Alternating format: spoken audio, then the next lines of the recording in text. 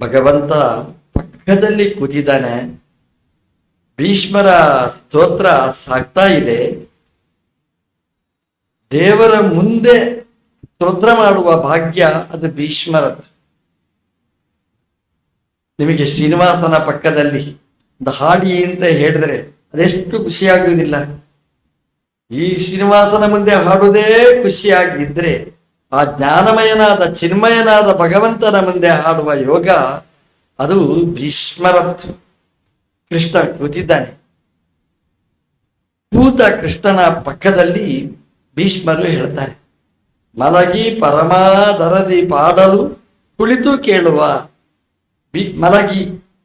ಮಲಗಿದ್ದಾರೆ ಭೀಷ್ಮರು, ಆದರೆ ಪರಮ ಆದರದಿ ಪಾಡಲು ಪರಮ ಭಕ್ತಿಯಿಂದ ಹಾಡ್ತಾರೆ.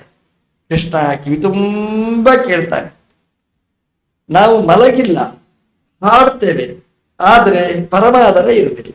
ಭೀಷ್ಮನಿಗೆ ಪರಮ ಆದರ, ದೇವರ ಮೇಲೆ ತುಂಬ ಭಕ್ತಿ. ಹಾಗೆ ಹಾಡಿದ, ದೇವರು ಕೇಳಿದ. ನಾವು ಮಲಗ್ತೇವಾ, ಕೂಡ್ತೇವಾ, ಕುಣಿತೇವಾ ಅದು ಮುಖ್ಯ ಅಲ್ಲ, ಆದರ ಅನ್ನೋದು ಮುಖ್ಯ. ಭೀಷ್ಮನ ಆದರ ಹೇಗಿತ್ತು ಭೀಷ್ಮರ ಮಾತಲ್ಲೇ ನಾವು ಕೇಳಬೇಕು. ಶಿತ ವಿಶಿಕ ಹತಃ ವಿಶೀರ್ಣ ದಂಶಃ ಕ್ಷತಜ ಪರಿಪ್ಲುತಃ ಆದತಾಯಿ ನೋಮೆ ಪ್ರಸವಂ ಆಯಾತ್ ಪ್ರಸವಂ ಅಭ್ಯಯಾತ್. ಭೀಷ್ಮ ಹೇಳ್ತಾನೆ, ಮಧ್ವದಾರ್ಥಂ ಸಭವತು ಭಗವಾನ್ ಮೇ ಮುಕುಂದಃ ಮುದೇ ಮುಕುಂದಃ ಪ್ರಸವಂ ಅಭಿಸಸಾರ ಮಧ್ವದಾರ್ಥಂ ಸಭವತು ಭಗವಾನ್ ಮೇ ಮುಕುಂದಃ. ಭೀಷ್ಮ ಹೇಳ್ತಾನೆ, ಕೃಷ್ಣ ನಿನ್ನೆ ಆ ಶ್ಲೋಕ ನಾವು ಬಿಟ್ಟಿದ್ದೇವೆ. ಭೀಷ್ಮ ಹೇಳಿದ, ಭೀಷ್ಮನ ಈ ಮಾತಿನಲ್ಲಿ ಅಹಂಕಾರ ಇಲ್ಲ, ವಿನಯದ ಪರಾಕಾಷ್ಠೆ ಇದೆ. ದೇವರ ಭಕ್ತ ವಾತ್ಸಲ್ಯ ಎದ್ದು ಕಾಣ್ತದೆ. ಭೀಷ್ಮ ಹೇಳ್ತಾನೆ, ದೇವರ ಪರಮಾನುಗ್ರಹ ನನ್ನ ಮೇಲೆ ಅದೆಷ್ಟು. ಕೃಷ್ಣ ಕೂತಿದ್ದಾನೆ, ಕೃಷ್ಣ ಅಲ್ಲ ಅಂತ ಹೇಳುವುದಿಲ್ಲ, ತೆಪ್ಪಗೆ ಕೂತು ಕೇಳ್ತಾ ಇದ್ದಾನೆ. ಭೀಷ್ಮ ಹೇಳಿದ, ಶಿತ ವಿಶಿಕ ಹತಃ. ಎದುರು ಕೂತ ಕೃಷ್ಣನ ಬಗ್ಗೆ ಹೇಳುವುದಲ್ಲ, ಯುದ್ಧದಲ್ಲಿ 10 ದಿನ ತಾನು ಕಂಡ ಕೃಷ್ಣನ ವೈಭವವನ್ನು ಚಿತ್ರಿಸ್ತಾನೆ. ಅಲ್ಲಿ ಕೃಷ್ಣನ ವೈಭವ ಚಿತ್ರಿಸಿದಕ್ಕಿಂತಲೂ ಜಾಸ್ತಿ ತನ್ನ ಪರಾಕ್ರಮ ಹೇಳ್ತಾನೆ. ತನ್ನ ಪರಾಕ್ರಮ ತೋರಿಸಿದ್ರೂ ಭಗವಂತ ನನ್ನ ಮೇಲೆ ಮಾಡಿದ ಕಾರುಣ್ಯ ಅದೆಷ್ಟು ದೊಡ್ಡದು, ಎಷ್ಟು ಅನ್ಯಾಯ ಮಾಡಿದ್ದೇನೆ ನಾನು ಅಂತ ಭೀಷ್ಮ ಹೇಳ್ತಾನೆ. ನಾವು ಹೇಳ್ತೇವೆ ನೋಡಿ, ಕ್ಲಾಸ್ನಲ್ಲಿ ಟೀಚರಿಗೆ ಎಷ್ಟು ಅನ್ಯಾಯ ಮಾಡಿದ್ದೇನೆ, ಆದರೂ ಟೀಚರ್ ನನಗೆ ಗ್ರೇಸ್ ಮಾರ್ಕ್ ಹಾಕಿ ಪಾಸ್ ಮಾಡಿದ್ದಾರೆ ಅಂದರೆ ಟೀಚರ್ ಎಷ್ಟು ಒಳ್ಳೆಯವರು ಅಂತ ಅರ್ಥ. ಭೀಷ್ಮ ಹೇಳ್ತಾನೆ, ನನ್ನ ತುಂಟತನ ಎಷ್ಟು ಅಂತಂದ್ರೆ ಶಿತ ವಿಶಿಕ ಹತಃ. ನಾನು ಬಾಣ ಪ್ರಯೋಗ ಮಾಡಿದ್ದೆ.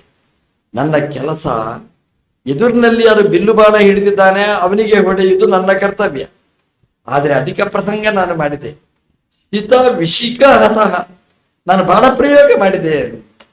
ಎಂತಹ ಬಾಣ?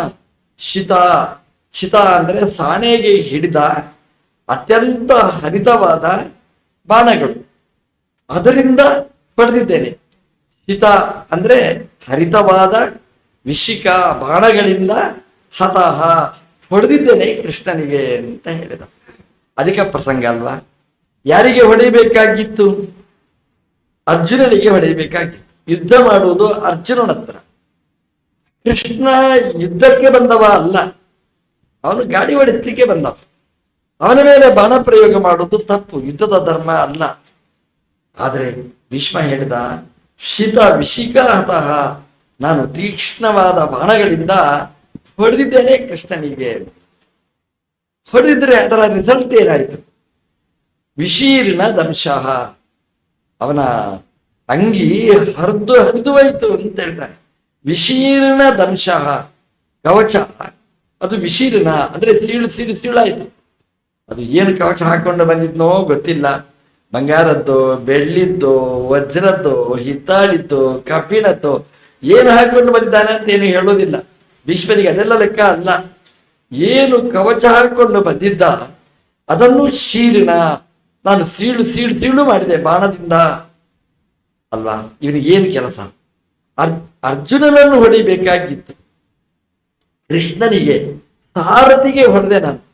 ವಿಶೀರ್ಣ ದಂಶಃ, ಅವನ ಕವಚ ಎಲ್ಲ ಸೀಳಿ ಹೋಯಿತು. ಎಷ್ಟು ನನ್ನ ಪೆಟ್ಟು ತಾಗಿತ್ತು ಅಂತಂದ್ರೆ ಕ್ಷತಜ ಪರಿಪ್ಲುತ, ಕೃಷ್ಣನ ಮೇಲೆ ಗಾಯ ಆಯಿತು. ಕ್ಷತ ಗಾಯ ಆಯಿತು ಅಂತ ಹೇಗೆ ಗೊತ್ತಾಯಿತು? ಕ್ಷತಜ, ಆ ಗಾಯದಿಂದ ರಕ್ತ ಚಿಮ್ಮಿತು. ಕ್ಷತಜ ಪರಿಪ್ಲುತ, ಅದೆಲ್ಲ ರಕ್ತ ಎಲ್ಲ ತುಂಬಿ ನೀರಮೇಘ ಶ್ಯಾಮ ರಕ್ತಮೇಘ ರಕ್ತಮಯ ಆಗಿಬಿಟ್ಟ ಅಂತ ಭೀಷ್ಮ ಹೇಳ್ತಾನೆ. ನನ್ನ ಬಾಣದಿಂದ ಕೃಷ್ಣನ ಮೇಲೆ ಗಾಯ ಆಯಿತು, ಗಾಯದಿಂದ ನೆತ್ತರು ರಕ್ತ ರುಧಿರ ಹರಿದು ಬಂತು. ಅದೆಲ್ಲ ಪರಿಪ್ಲುತ, ಎಲ್ಲಿ ನೋಡಿದರೂ ಮೈ ಮೇಲೆ ಗಾಯ. ನಮ್ಮ ಮಕ್ಕಳು ಆಟಕ್ಕೆ ಹೋಗ್ತಾರೆ, ಕ್ರಿಕೆಟೋ ಕಬಡ್ಡಿಯೋ ಆಡಿ ಬರ್ತಾರೆ, ಬರುವಾಗ ಮೈ ಮೇಲೆಲ್ಲ ಗಾಯ, ಹೋಗುವಾಗ ಚಂದದ ಅಂಗಿ, ಬರುವಾಗ ಎಲ್ಲ ಕೆಂಪು ರಕ್ತದಿಂದ ಒದ್ದೆ ಆಗಿಬಿಟ್ಟಿದೆ. ನಮಗೆ ಟಿಂಚರ್ ಅಂಟಿಸುವುದು ಔಷಧ ಹಾಕುವುದರಲ್ಲೇ ಹೋಗಿಬಿಡ್ತೆ. ಅಯ್ಯೋ ಏನು ಮಾಡಿಕೊಂಡಿ ಅಂತ. ಕೃಷ್ಣನ ಮೈಯೆಲ್ಲ ಗಾಯ, ಗಾಯದಿಂದ ರಕ್ತ ರಕ್ತ ತುಂಬಿತ್ತು ಅಂತ ಭೀಷ್ಮ ಹೇಳ್ತಾನೆ. ಶತದ ಪರಿಪ್ಲುತ. ಭೀಷ್ಮ ಹೇಳ್ತಾನೆ, ಕೆಲವು ಸಲ ನಾವು ಮಕ್ಕಳ ಮೈ ತೊಳಿತೇವೆ, ಎಣ್ಣೆ ಹಚ್ಚುತ್ತೇವೆ, ಮಕ್ಕಳಿಗೆ ಗಾಯ ಆಗುತ್ತೆ. ನಮ್ಮ ಕೈಯಲ್ಲಿ ಉಗುರಿದೆ ಅಂತಂದ್ರೆ ಉಗುರು ತಾಗಿ ನಮ್ಗೆ ಗೊತ್ತಿಲ್ಲದಿದ್ದಾಗೆ ಗಾಯ ಆಗಿ ಬಿಡ್ತದೆ. ಅದು ನಾವು ದುರುದ್ದೇಶದಿಂದ ಮಾಡಿದ್ದಲ್ಲ. ಪ್ರೀತಿಯಿಂದ ಎಣ್ಣೆ ಹಚ್ಚುವಾಗ ಗೊತ್ತಿಲ್ಲದೆ ನಮಗೆ ಗಾಯ ಮಾಡುವ ಸಂದರ್ಭ ಬರ್ತದೆ. ಇದು ಹಾಗಲ್ಲ ಅಂತ ಹೇಳ್ತಾನೆ ಭೀಷ್ಮ. ಯಾರಿಗೋ ಪ್ರಯೋಗ ಮಾಡಿದ ಬಾಣ, ಅದು ಕೃಷ್ಣನಿಗೆ ತಾಗಿದ್ದು, ಅದಲ್ಲ ಅಂತ ಹೇಳ್ತಾನೆ. ಯಾಕೆಂತಂದ್ರೆ ಆತತಾಯಿನಃ, ಅದು ಕ್ಷಮಿಸ್ಲಿಕ್ಕೆ ಅನರ್ಹವಾದವ ನಾನು. ಆತತಾಯಿ ಅಂತ, ಆತತಾಯಿ ಅಂತಂದ್ರೆ ಮಹಾದ್ರೋಹ ಮಾಡಿದವನನ್ನು ಸಂಸ್ಕೃತದಲ್ಲಿ ಆತತಾಯಿ ಅಂತ ಕರೀತಾರೆ. ಯಾರೆಲ್ಲ ಆತತಾಯಿಗಳು? ಚಡೇತೆ ಆತತಾಯಿನಃ ಅಂತ. ಯಾರು ಅಂತಂದ್ರೆ ಅಗ್ನಿದಾಹ, ಬೆಂಕಿ ಕೊಡೋದು.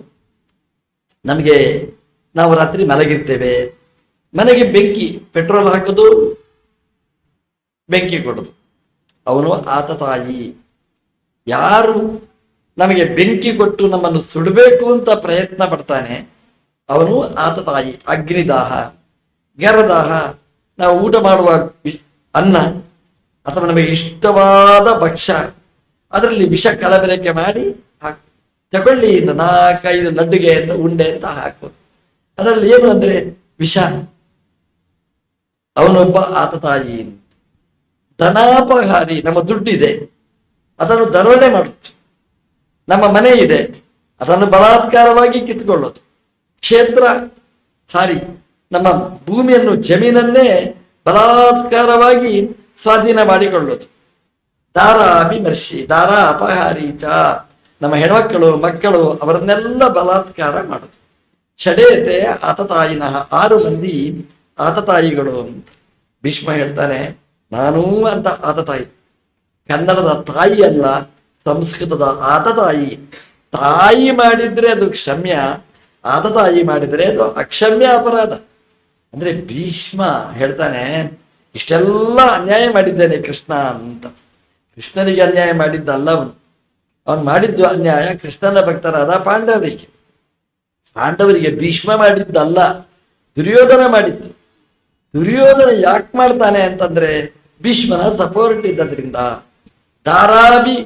ದಾರಾಪಹಾರಿ ಚ, ಪಾಂಡವರ ದಾರ ಅಂದ್ರೆ ಹೆಣ್ಮಕ್ಕಳು, ಅಂದ್ರೆ ದ್ರೌಪದಿಯ ಸೀರೆ ಸೆಳೆದ, ಬಲಾತ್ಕಾರ ಮಾಡಬೇಕು ಅಂತ ಆಯ್ತು. ಎಂತೆಂತ ದುಶ್ಯಾಸನ ಸೀರೆ ಸೆಳೆದ, ಜಯದ್ರಥ ದ್ರೌಪದಿಯನ್ನೇ ಅಪಹಾರ ಮಾಡಿದ ಕಾಡಲ್ಲಿರುವಾಗ. ಇದೆಲ್ಲ ಅರಗಿನ ಮನೆಯಲ್ಲಿ ಪಾಂಡುಕುಮಾರರು ಬೆಂಕಿ ಕೊಟ್ಟದ್ದು ಯಾರು? ದುರ್ಯೋಧನ ಅಲ್ಲದಿದ್ರೂ ಕೂಡ ದುರ್ಯೋಧನನ ಕುತಂತ್ರದಿಂದ ಬೆಂಕಿಯನ್ನು ಹಚ್ಚಿತು. ನನಗೇನು ಗೊತ್ತಿಲ್ರಿ, ಛೇ, ಎಲ್ಲ ಕುತಂತ್ರ ಇವಂದೇ. ಆದ್ರೆ ದುರ್ಯೋಧನ ಮಾಡ್ಲಿಕ್ಕೂ ಕಾರಣ ಅದು ಭೀಷ್ಮ ಹೇಳ್ತಾನೆ. ಅದಕ್ಕೆ ನಾವು ಜವಾಬ್ದಾರಿ. ಈಗ ಎಲ್ಲಾದ ಕಡೆ ಹೇಳ್ತಾರೆ ನೋಡಿ, ಎಲ್ಲಾದ್ರೂ ಒಂದು ಅನ್ಯಾಯ, ಈಗ ಪ್ರವಾಹ ಬಂತು, ನಾವೇನು ಹೇಳೋದು? ಸರ್ಕಾರ ಅದಕ್ಕೆ ಹೊಣೆ. ಅವರೇನು ಮಾಡೋದು?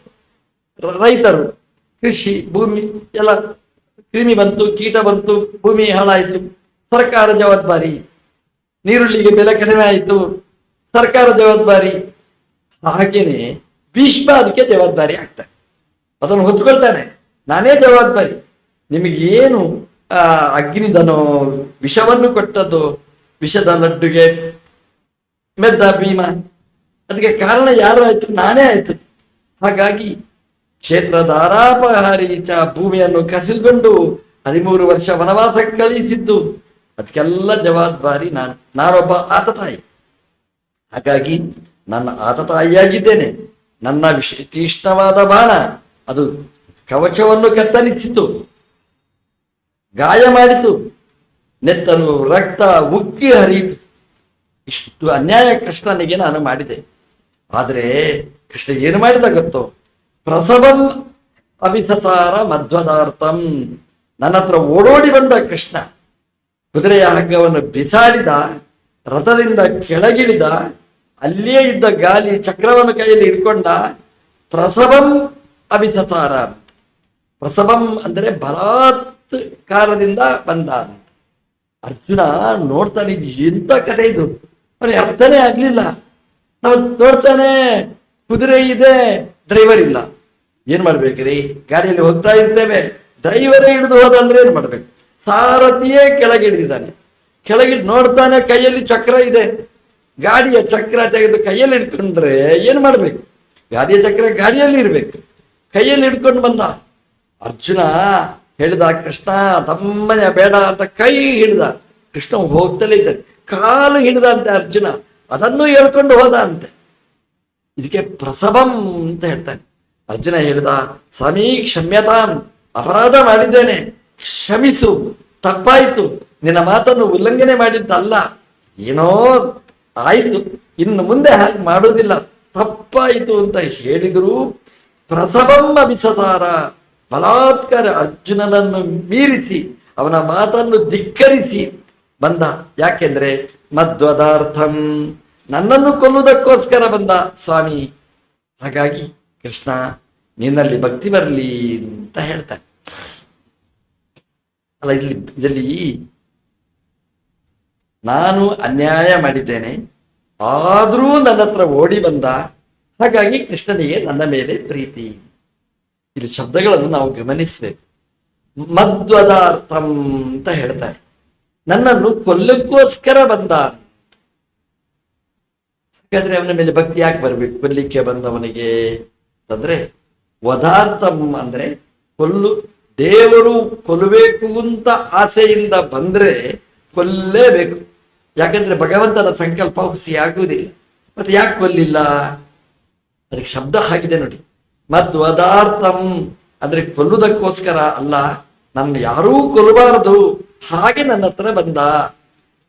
ಅಂದ್ರೆ ಭೀಷ್ಮ ಈಗ ಸಾಯಬಾರದು, ಇನ್ನೂ ಉಳಿಬೇಕು, ಇದು ಭಗವಂತನ ಸಂಕಲ್ಪ. ಹಾಗಾಗಿ ಕೃಷ್ಣ ಕೊಲ್ಲಬೇಕು ಅಂತ ಸಂಕಲ್ಪ ಮಾಡಿದ್ರೆ ಅವತ್ತೇ ಸಾಯ್ತಿದ್ದೆ. ಕೊಲ್ಲಬೇಕು ಅಂತ ಸಂಕಲ್ಪ ಮಾಡಲಿಲ್ಲ, ಆದ್ರಿಂದ ಚಕ್ರ ನನ್ನ ಮೇಲೆ ಹಾಕಲಿಲ್ಲ, ಹಾಗಾಗಿ ನಾನು ಉಳಿದಿದ್ದೇನೆ. ಇಲ್ಲಿವರೆಗೆ ನಾನು ಉಳಿದಿದ್ದೇನೆ. ಇಷ್ಟು ಪ್ರವಚನ ಮಾಡಲಿಕ್ಕೆ, ಇಷ್ಟು ಕೃಷ್ಣನನ್ನು ನೋಡ್ಲಿಕ್ಕೆ ಕಾರಣ ಏನು ಅಂದ್ರೆ ಭಗವಂತರ ವಾತ್ಸಲ್ಯ ಇದು. ಈ ಭೀಷ್ಮ ಪ್ರಾಣಿ ಇನ್ನೂ ಬದುಕಲಿ, ಇದರಿಂದ ಪಾಠ ಆಗಲಿ, ಒಂದಿಷ್ಟು ಪ್ರವಚನ ಆಗಲಿ, ಕೊನೆಗೆ ದೇವರ ದರ್ಶನ ಆಗಲಿ ಅಂತ ಭಗವಂತ ವಾತ್ಸಲ್ಯ ತೋರಿದ್ದಕ್ಕೆ ಇಷ್ಟು ದಿನ ನಾನು ಬದುಕಿದ್ದೇನೆ. ಹಾಗಾಗಿ ಆ ಕೃಷ್ಣನ ವಾತ್ಸಲ್ಯ ಅಂತ ಹೇಳ್ತಾರೆ. ಮಧ್ವದಾರ್ಥಂ ಅಂತಂದ್ರೆ ವಧೆಗೋಸ್ಕರ ಅಂತಲ್ಲ, ಅರ್ಥ ಶಬ್ದಕ್ಕೆ ನಿವೃತ್ತಿ ಅಂತ ಅರ್ಥ ಇದೆ. ಅರ್ಥ ಅಭಿಧೇಯ ರೈ ವಸ್ತು ಪ್ರಯೋಜನ ನಿವೃತ್ತಿಷು ಅಂದ್ರೆ ವದ ನಿವೃತ್ತಿಗೋಸ್ಕರವಾಗಿ ನನ್ನ ಹತ್ರ ಬಂದ ಕೃಷ್ಣನ ಮೇಲೆ ನನಗೆ ಭಕ್ತಿ ಬರಲಿ ಅಂತ ಭೀಷ್ಮನ ಪ್ರಾರ್ಥನೆ.